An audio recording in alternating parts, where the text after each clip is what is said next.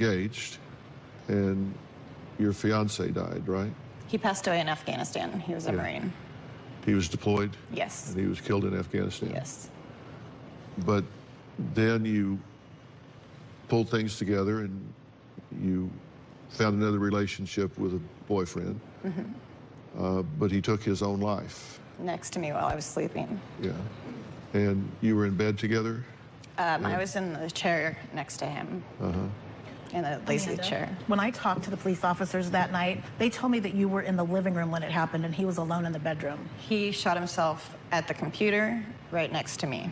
That's not what the police officers told me that night. Okay, well, there's a bullet hole in the wall right next to the computer. Is this That's right next to significant the in some chair. way? Well, I think He was in the same exact room right next to me.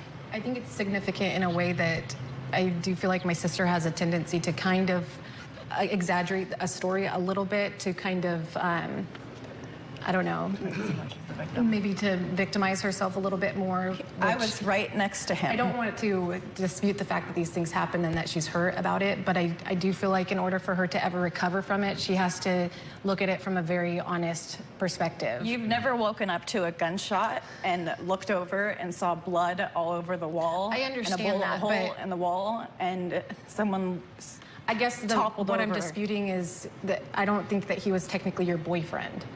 And so it's little things like that that kind of try to, that make the story a little bit more. and you had broken up with your fiance, so he really wasn't your fiance at the time he passed away. You had already broken up with him. It's just little discrepancies in the Somebody blowing their story. brains out right next to you, no matter if it's a stranger, it's going to affect you. I understand that, that's not but that's not my issue.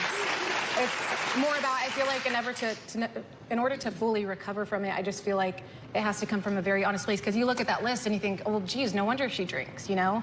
But that doesn't get down to the very root of those problems. Well, you don't think that I loved him still? I'm not and disputing that we were that. resolving I'm not things? disputing that at all. I absolutely Yeah. loved him. I'm not denying that. Well, you know, I don't know whether he was in the chair next to her or whether he was a casual acquaintance or whether he wasn't, but I think it's an absolute insult to trivialize any of those things.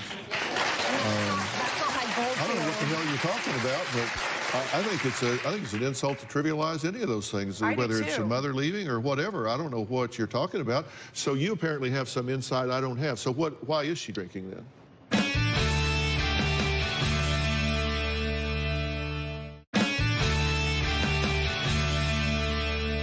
So you apparently have some insight I don't have. So why is she drinking then? Sometimes she exaggerates the story. Oh, you have some alternative theory of why she's drinking. What is it? That's the gist of it. So I'm So not. what is it you're disputing then? I'm not disputing the list, and I'm not disputing Actually, that you those are, things and so hurt you have some her. alternative theory. What is it? My concern is that if she does address these issues and get help for them, that You have an alternative theory. If this list